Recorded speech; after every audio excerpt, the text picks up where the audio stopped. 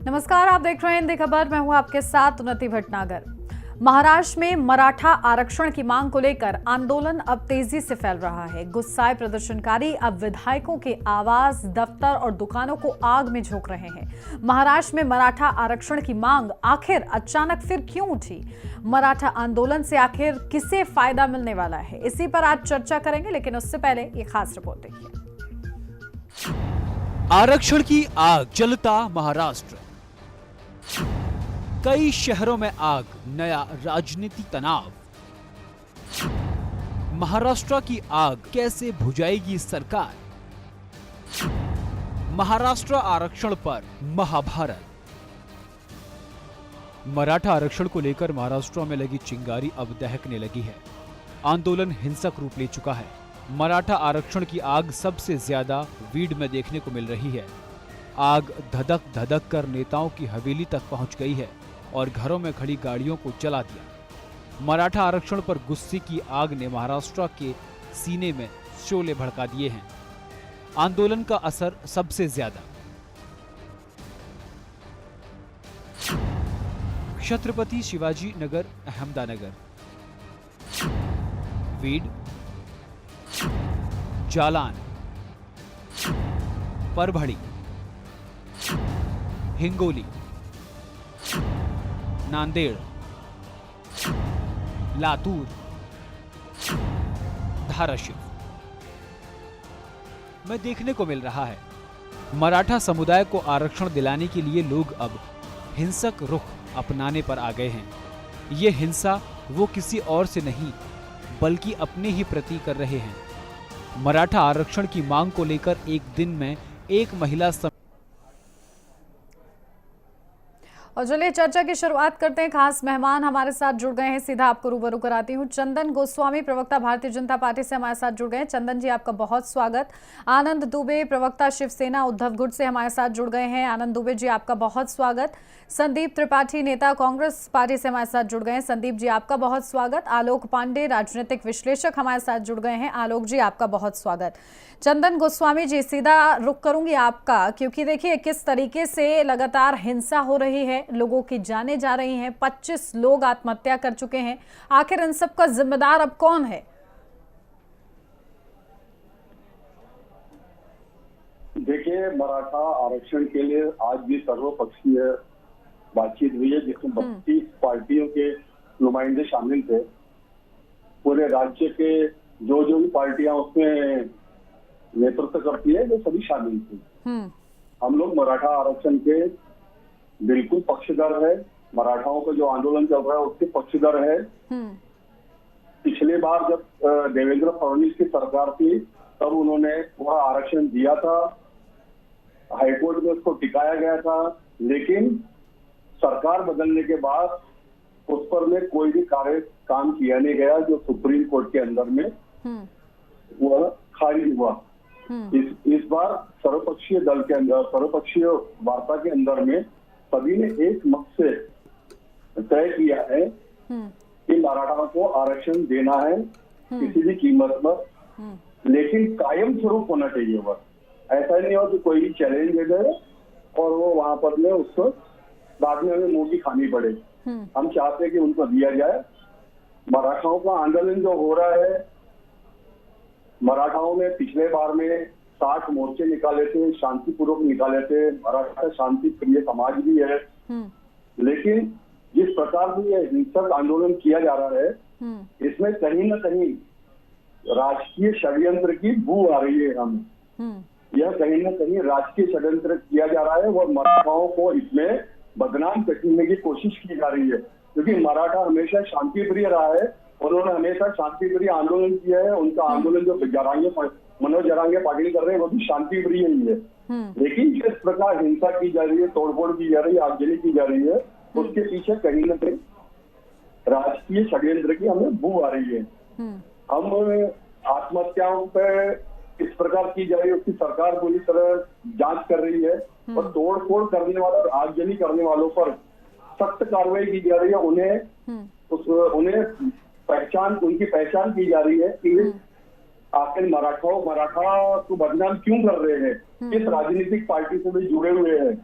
इन सब में हम ठीक चाहते है। हैं कि मराठा को आरक्षण मिले, लेकिन कायम ठीक है, न हो। मराठा आरक्षण के पक्ष में हैं आप लोग, और साथ ही साथ एक बड़ी महत्वपूर्ण बात आपने कह दी है कि मराठा तो शांति प्रिय हैं, क्योंकि एकनाथ शिंदे भी यही कह रहे हैं कि शांति प्रिय हैं, लेकिन बावजूद इसके आखिर अचानक से ये पूरा जो आंदोलन है वो हिंसक क्यों हो जाता है। आनंद दुबे जी, आप संकेत समझ पा रहे हैं, आरोप समझ पा रहे हैं, तो जवाब दीजिए। उन्नति जी नमस्ते जी। मराठा शांति प्रिय है, लाखों लाखों की संख्या में इनके आंदोलन होते हैं, कभी तोड़फोड़ नहीं होती। सितंबर के महीने में जब मनोज जरांगे पाटिल जालना में अपना अनशन कर रहे थे, उस समय महाराष्ट्र की वहां की पुलिस ने लाठीचार्ज किया, उनको बुरी तरह घायल कर दिया। उसके बाद ही मनोज जरांगे पाटिल का आंदोलन उग्र हुआ और उन्होंने आमरण अनशन पर जाने का फैसला लिया। एकनाथ शिंदे जी उनके पास पूरी कैबिनेट को लेकर गए, उनको कहा कि आप 30 दिन का हमें समय दीजिए, हम आरक्षण आपको देंगे। तो मनोज जी ने कहा कि 30 दिन कम है, हम 40 दिन आपको दे रहे हैं, आप 40 दिन में दे दीजिए। उसके बाद 24 अक्टूबर को समय सीमा समाप्त हुई। क्या सरकार को ये पता नहीं था कि मनोज जरांगे पाटिल जी जो उन्होंने अन्न जल त्याग दिया है वो आमरण अनशन पर बैठे हैं, अगर हम उन्हें 40 दिन बाद आरक्षण नहीं देंगे तो वो आंदोलन करेंगे, जगह जगह लोग धरना प्रदर्शन करेंगे। ये सरकार जानती थी, लेकिन चूंकि सरकार गंभीर नहीं है, सरकार की मंशा नहीं है, सरकार संवेदनशील नहीं है, इसलिए सरकार ने आनंद फानन में एक कमेटी बनाई जिसमें रिटायर्ड जज संदीप शिंदे साहब की अध्यक्षता में बनी। वो कह रहे हैं कि भाई ये 10-5 दिन का काम नहीं है, इसमें मुझे महीनों का समय लगेगा। इसका मतलब आपने फिर उनको 30-40 दिन का समय क्यों दिया? दूसरी बात, आपने सर्वदलीय पार्टी की बैठक बुलाई, आपने 32 दलों को इकट्ठा किया, कुछ ऐसे दलों को भी आपने बुलाया जिनके पास एक भी विधायक और सांसद नहीं है। हमारी पार्टी को आपने क्यों छोड़ दिया? हम ठीक है, हम नहीं चाहते कि आप हमें बुलाएं, हो सकता है वो आपका एकाधिकार है, आप नहीं हमें बुलाना चाहते, आप आरक्षण दीजिए, लेकिन आप आरक्षण भी नहीं दे रहे। आज जब बैठक समाप्त हुई, आपने प्रेस कॉन्फ्रेंस करके कहा कि सभी राजनीतिक दल एक साथ एक मंच पर आके कह रहे हैं कि हाँ, आरक्षण के मुद्दे पर हम सरकार के साथ है। तब विलंब किस बात की है? मनोज जरांगे पाटिल की प्रेस कॉन्फ्रेंस अभी थोड़ी देर पहले हुई, उन्होंने साफ शब्दों में आज की इस मीटिंग को खारिज कर दिया। उन्होंने कहा कि हमें आरक्षण की तिथि बताइए, ये मत बताइए कि समय दीजिए, थोड़ा हमें और टाइम दीजिए, कुछ नहीं। आदरणीय प्रधानमंत्री जी इस विषय में आए, गृह मंत्री जी इसमें इन्वॉल्व हो, देश के इसका संसद का एक विशेष सत्र बुलाया जाए, जो 50% की कैपिंग है उसको तोड़ा जाए और ये विषय समाप्त किया जाए। अब इसको अगर आपको देना है तो यही विषय है, नहीं देना है तब आप बहाने लगाइए, आप बरगलाइए, आप झूठा आश्वासन दीजिए, आपके हाथ में सरकार है, आप कुछ भी करिए। अगर आपकी मंशा देने की है, ये नहीं लग रहा है कि मंशा नहीं है सरकार की, ये लग रहा है विपक्ष को, मैं ये बिल्कुल मंशा, हाँ बिल्कुल आप एकदम पॉइंट पे आई हैं। हमें लग रहा है कि सरकार की मंशा नहीं है, क्योंकि सरकार की अगर मंशा रहती तो आदरणीय प्रधानमंत्री जी 5 दिन पहले शिरडी आकर चले गए, लेकिन ट्रिपल इंजन की सरकार के तीनों नेता उनसे इस विषय पर बात करना उचित नहीं समझे। ये बड़ी हैरानी है। संदीप जी, आपका रुख करती हूँ सीधा, क्योंकि अपनी बात रख दी है आनंद दुबे जी ने। उन्हें लगता है कि भारतीय जनता पार्टी की मंशा नहीं है, क्योंकि 40 दिन का जो टाइम लिमिट दी गई थी उसको सीरियसली लिया नहीं गया। कांग्रेस पार्टी को भी यही लगता है, क्योंकि इससे पहले आपकी जब गठबंधन में सरकार थी तब वहां पर क्या इस बारे में विचार विमर्श हुआ था? ये मेरा सवाल है। उन्नति जी, आपके माध्यम से आपके दर्शकों को करवा चौथ की ढेर सारी शुभकामनाएं एवं बधाई। और उसके साथ जो 25 लोगों ने इस आंदोलन में इस मसले पर आत्महत्या की है, उनको मैं श्रद्धांजलि देते हुए अपनी बात की शुरुआत करूंगा। जी देखिए, अभी आपने कहा कि इस मसले पर आपने क्या किया है, तो 2014 में पृथ्वीराज चौहान जी जो है चीफ मिनिस्टर थे, और उन्होंने एक अध्यादेश के माध्यम से जो 16% आरक्षण की बात होती है, उन्होंने अध्यादेश के माध्यम से इस बात को लागू किया। 2014 में हमारी सरकार चली जाती है, फिर भारतीय जनता पार्टी को जगने में उन्नति जी 4 साल लगते हैं। 2018 में वो विधेयक लेके आते हैं, और 2018 में विधेयक के माध्यम से उसी जो हम अध्यादेश को लेके आए थे उसको कानून के रूप में उसको परिणति पे पहुंचाते हैं, लेकिन 4 साल इनको जगने में लग जाता है, आप समझिए। और इसमें एक टेक्निकल बात मैं और कह दूं कि मराठा जो आरक्षण है और मराठा जो आंदोलन है वो आरक्षण की मांग नहीं कर रहा है, वो मांग इस विषय की कर रहा है कि उसको कुणबी जाति का प्रमाण पत्र चाहिए और उनको ओबीसी में शामिल कराया जाए। मसला ये है, जो पिछली सरकार ने किया उसको 16% अलग से आरक्षण देने का काम किया, जिसमें सुप्रीम कोर्ट का जो है आर्डर है, जो कि बाध्यता है कि 50% के ऊपर नहीं जा सकते। अगर आपको जाना है तो उसके लिए आपको वैज्ञानिक तथ्य देने पड़ेंगे, सर्वेक्षण कराने पड़ेंगे। 2014 के पहले पृथ्वीराज जी ने इसकी एक जो है कमेटी भी, सर्वेक्षण की कमेटी भी बनाई थी, जहां तक मुझे याद है गायकवाड़ जी के जो है अध्यक्षता में। उस कमेटी का जो है जो आई रिपोर्ट, उस पे भारतीय जनता पार्टी कोई काम नहीं करती है। और एक बात और आप समझिए, मराठा आंदोलन ही क्यों, गुज्जर का आंदोलन याद है, 2014 के पहले रेल की पटरियां उखाड़ दिया की जाती थी और भारतीय जनता पार्टी अपना झंडा लेकर समर्थन में खड़ी होती थी। क्या हुआ उसका? आज मसला खत्म। जाट आंदोलन आप याद कर लीजिए, जाटों का आंदोलन इसी तरीके का आंदोलन हुआ करता था, भारतीय जनता पार्टी झंडा लेके खड़ी रहती थी। पटेल आंदोलन, पटेल गुजरात का मसला देखिए, इन्हीं का से सब आंदोलन चलाया हुआ है। परोक्ष रूप से ये आंदोलन आरएसएस और इनकी मिली भगत से चला, लेकिन जब ये सत्ता में आ गए तो उन्हीं को जो है लात मार के निकाल दिया, वो मुद्दा ही खत्म हो गया। ये भारतीय जनता पार्टी का चाल चरित्र और चेहरा रहा है कि बातें तो करते हैं, लेकिन जब देने की बात आती है, लेना ये जानते हैं, जब देने की बात आती है तब मुकर जाते हैं। ठीक है, चलिए ये जवाब ले लूंगी मैं चंदन गोस्वामी जी से। यही वजह रही कि ये जातिगत जनगणना से भागते हैं।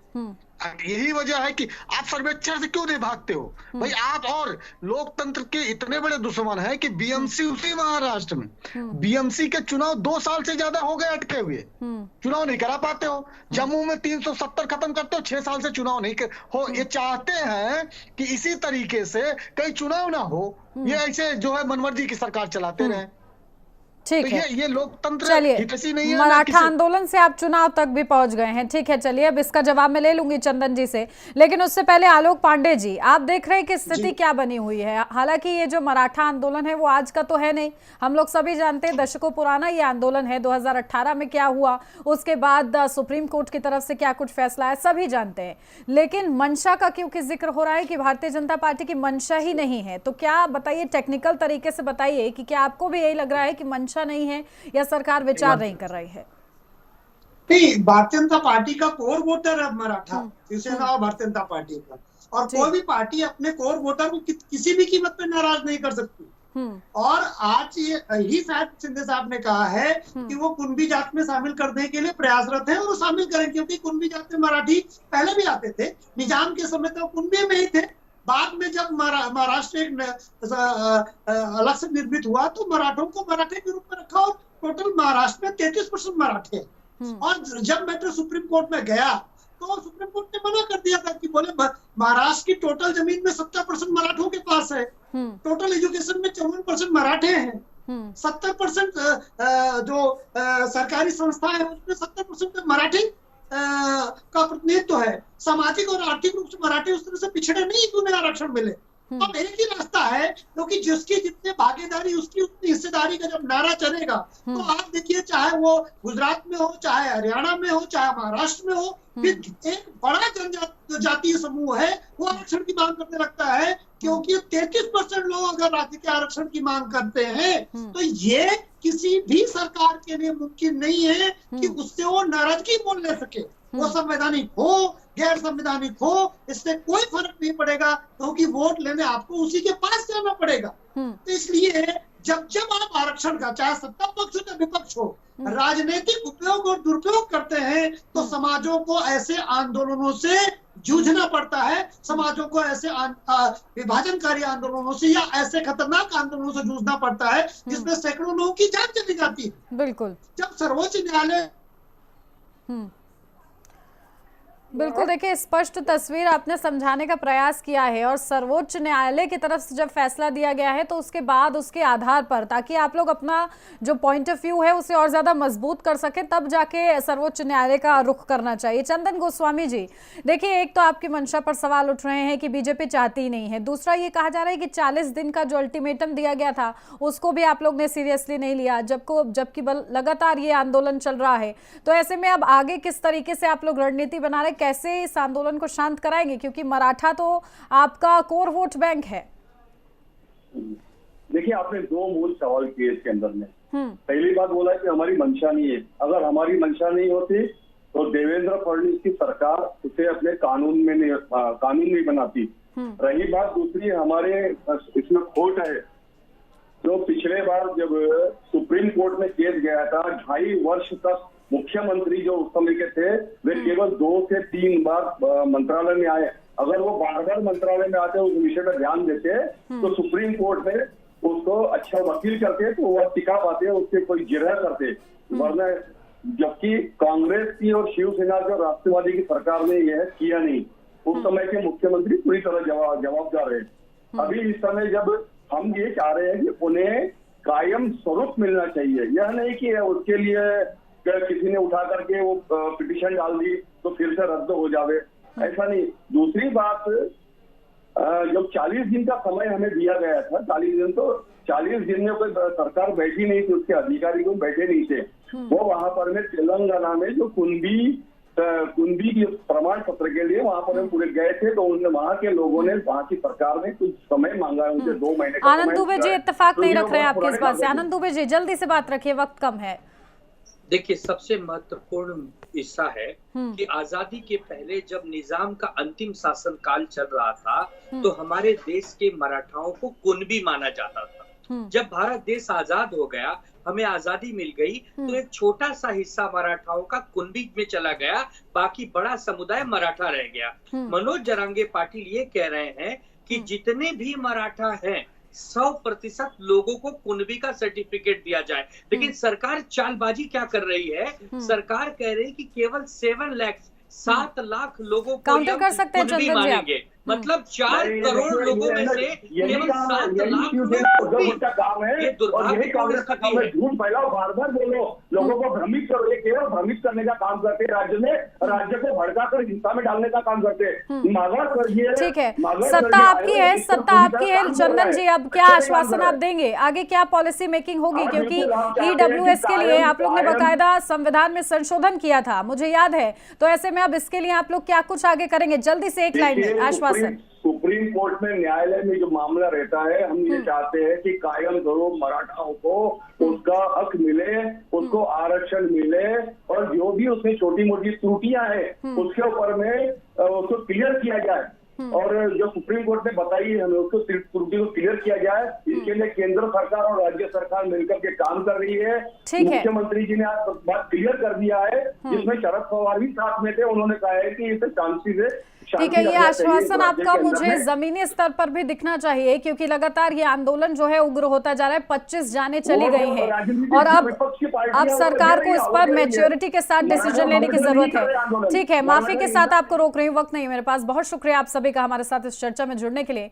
बड़ा सवाल अब इस पूरे आंदोलन से ये उठ रहा है कि दशकों पुराना ये आंदोलन आखिर अचानक कैसे इतना ज्यादा उग्र होता जा रहा है, और सरकार को जो 40 दिन का अल्टीमेटम दिया गया था उसको सरकार ने सीरियसली नहीं लिया। ये बार बार आरोप विपक्ष लगा रहा है। अब ऐसे में आगे इसको लेकर क्या कुछ रणनीति बनाई जाती है, ये महत्वपूर्ण रहेगा। इसी के साथ इस चर्चा में बस इतना ही। आप बने रहिए हिंदी खबर।